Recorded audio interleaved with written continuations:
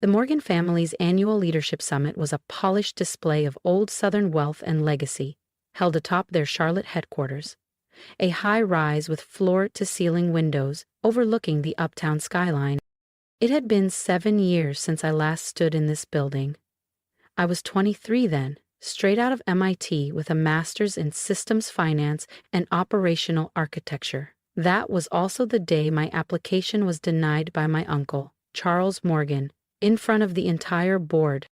Today I came back not as Sierra Morgan, the hopeful niece, but as the CEO of Solstice Dynamics, now the Morgan Group's biggest client, funneling $74 million a year through their transportation analytics division.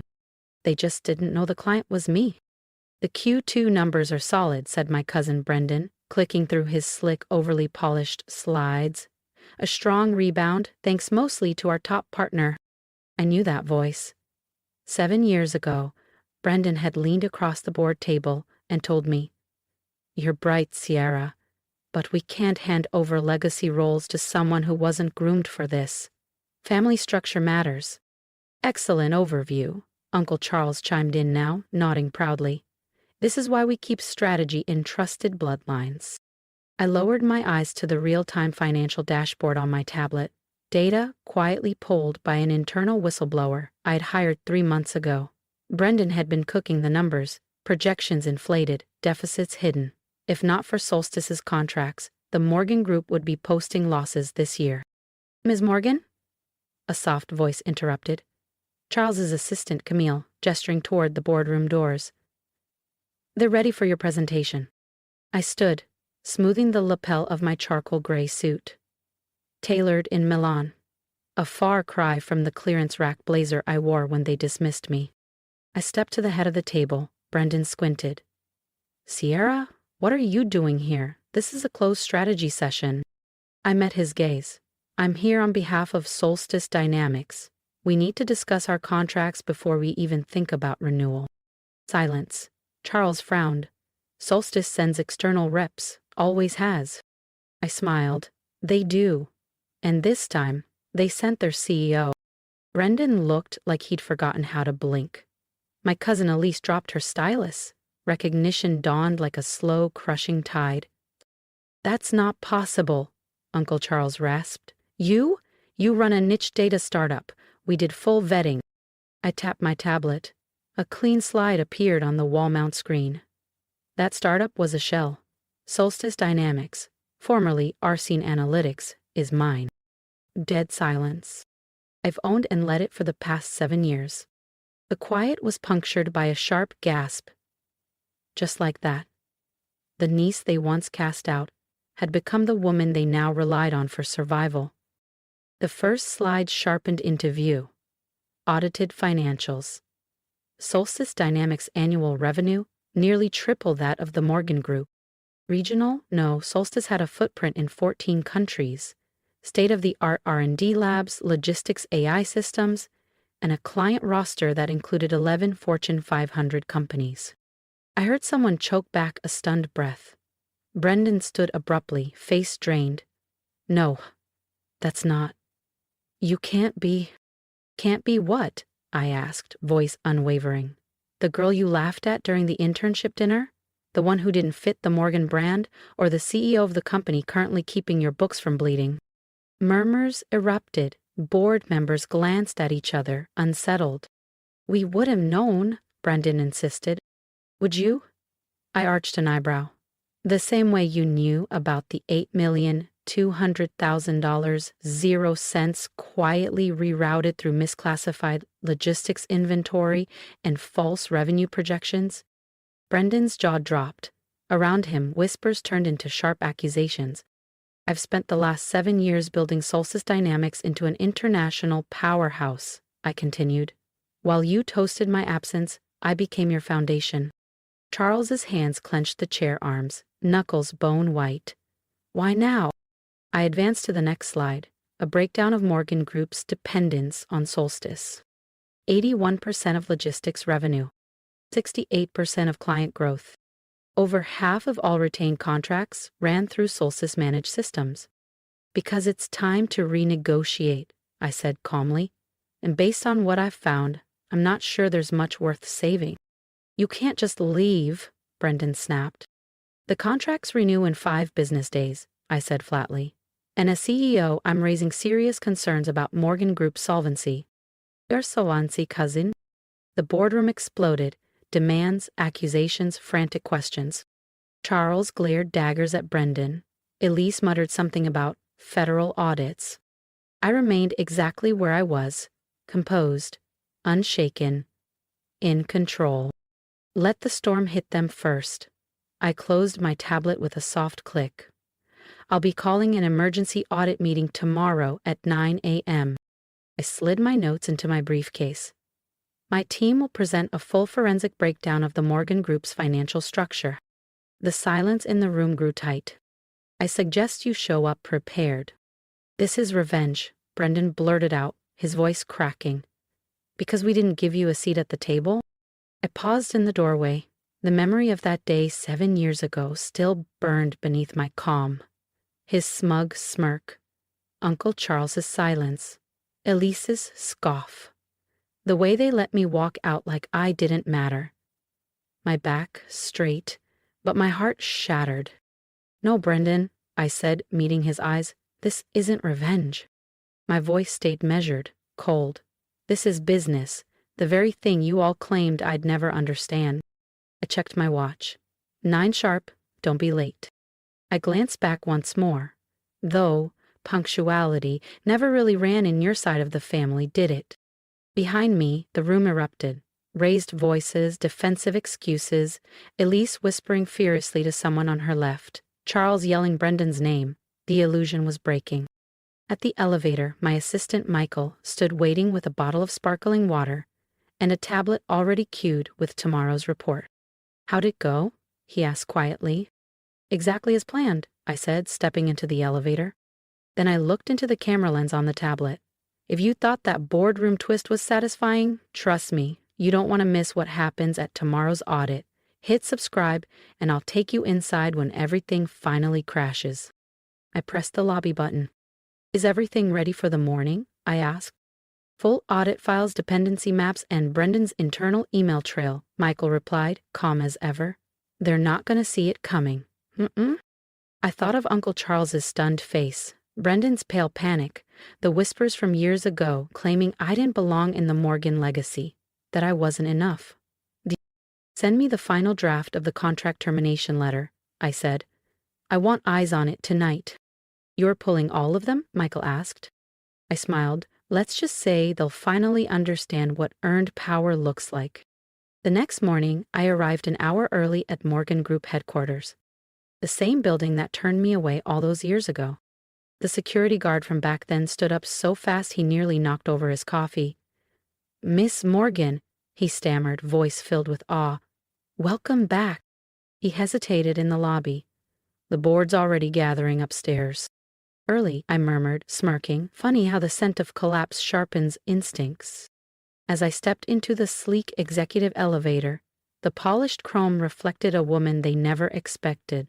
One they'd sidelined, now holding the pen that would write their fate. The boardroom was packed when I entered. A heavy silence blanketed the space. Uncle Charles sat at the head, his authority palpable but brittle. Brendan slouched beside the corporate attorneys, weighed down by tension and mounting denial. Independent directors whispered anxiously, scanning printed reports.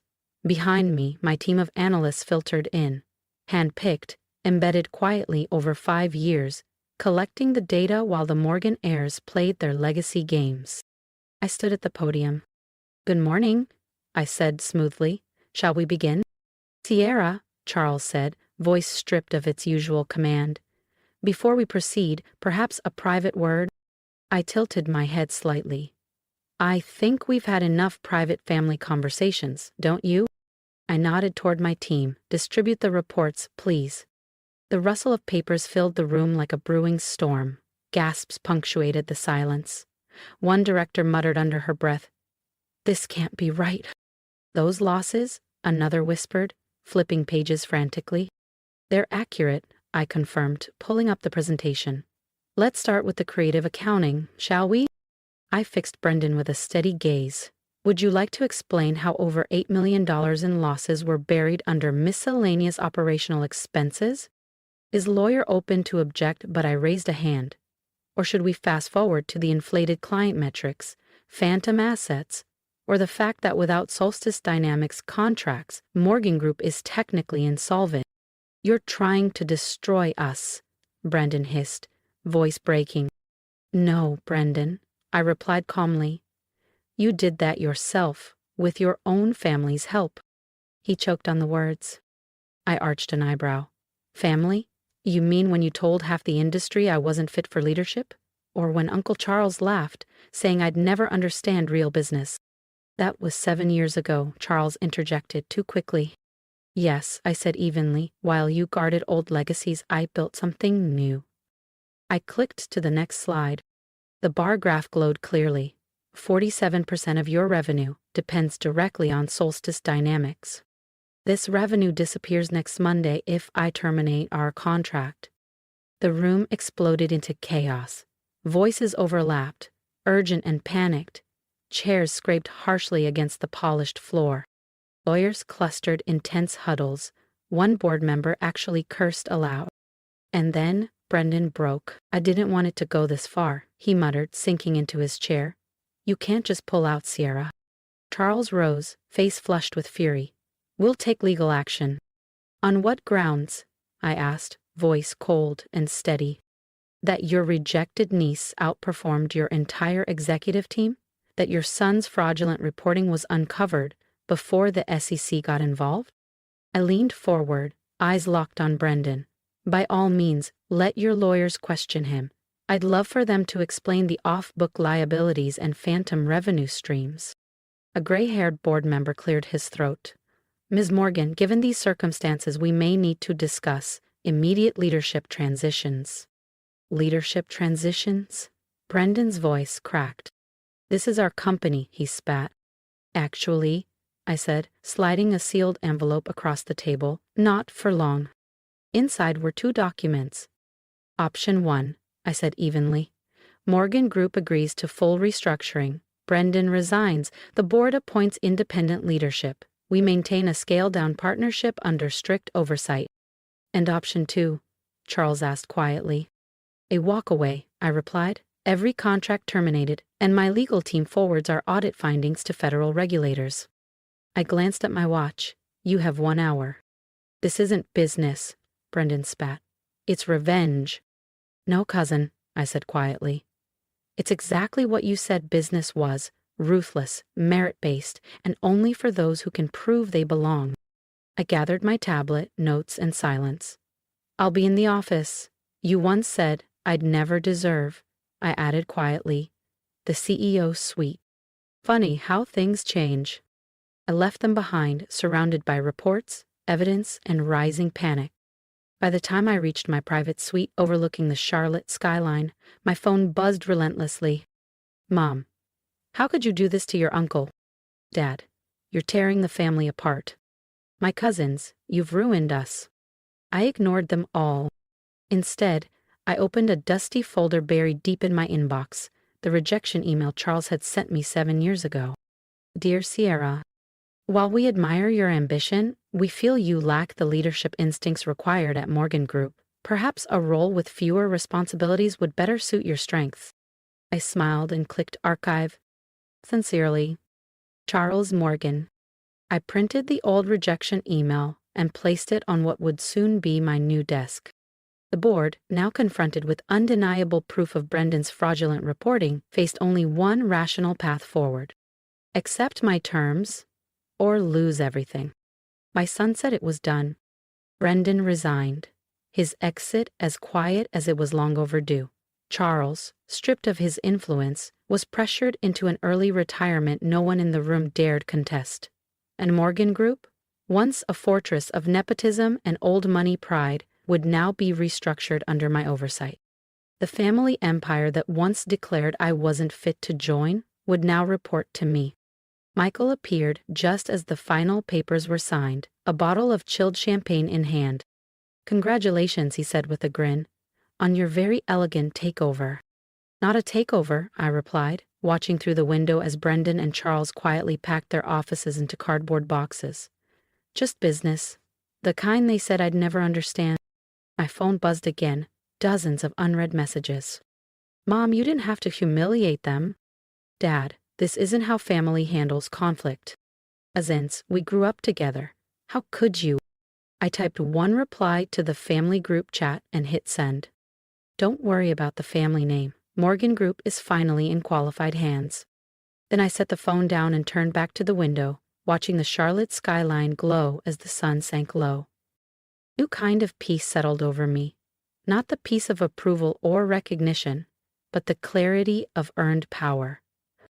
Because sometimes success isn't about getting the job you begged for. It's about building something so undeniable that they're forced to sit across the table and negotiate with you. And sometimes the best revenge isn't revenge at all. It's becoming their boss. Charles had been right about one thing, though. I wasn't qualified to work at Morgan Group. I was qualified to own it.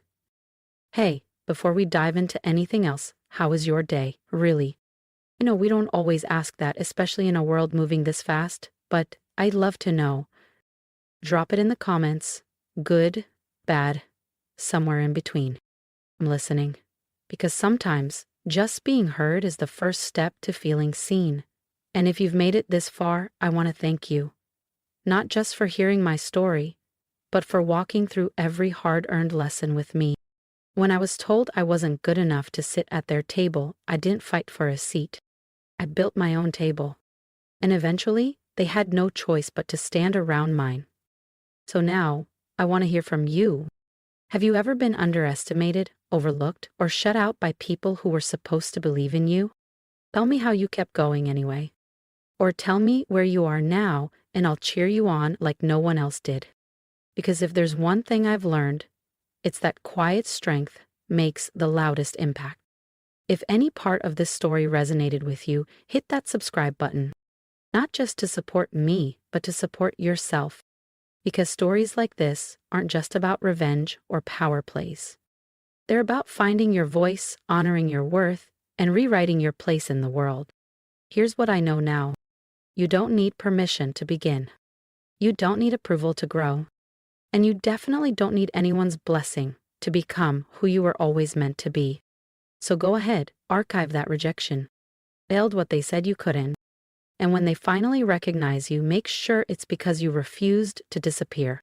Until then, I'll be right here, sharing stories like mine and waiting to hear yours. Because sometimes the best success story starts with a no. You turned it into power. If you've walked with me through this journey, I want you to know how much your support means. Not just to me, but to everyone who's ever been underestimated or overlooked.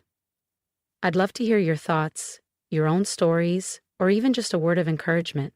Drop a comment below and let's build a space where we lift each other up. Tell me, have you ever faced a moment when people doubted you? How did you push through? Your voice matters here as much as mine. Life has taught me that setbacks aren't the end. They're the fuel for something greater. When they told me I didn't belong, I didn't argue. I created my own path. My advice to you is simple but powerful.